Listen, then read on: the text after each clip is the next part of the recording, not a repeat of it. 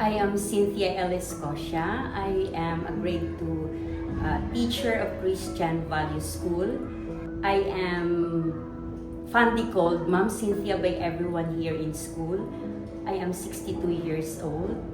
I'm a widow, but I have a daughter named Princess Kim. I have been teaching for almost 30-80 years now, 2 years from other school and almost 36 years in CVS. Inspired me to become a teacher. It's not really what inspired me, but what my father wanted me to become. Alam mo naman, kapanahonan namin, the parents had a real say about choosing careers or courses for their children. Kaya pag sinabi ng tatay mo na, anak, gusto kitang maging guro, you have to obey. Otherwise, there would be a big argument in the family, or much worse, you could not pursue your studies in college. So you see, it is really my father's idea that I would become a teacher. I love everything about being a teacher. Kasi for me, teaching is like a huge box of present, especially made for me. All the things I love most are there inside it. Beautiful things like children, the school, Christian Value School. That's it. I love this huge box of present with beautiful things inside it. The name of our school, Christian Value School, speaks itself. But let me tell you a little more about it.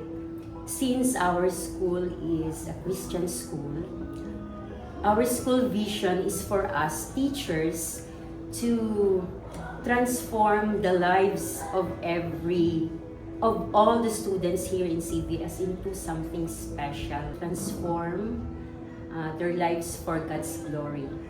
Thus, we instill values found in Galatians 5:22-23, the fruit of the Spirit, like joy, peace, love, understanding, goodness, humility, patience, and self-control. It changed the whole of me and a lot of more.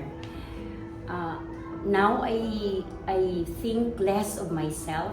If you are really a teacher at my age, you become selfless. I become a person now who is more generous, more sensitive to the needs of others, especially the children, more caring, more loving, and more understanding.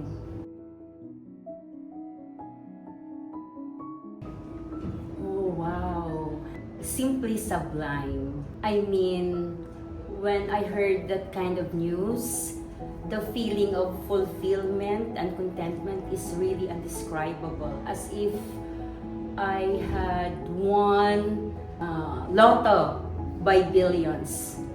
I mean, their success is my success. I have that kind of news. I feel simply sublime.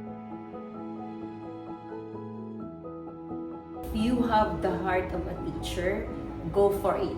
Because the children of the next generation need you. So be an excellent teacher and go for it.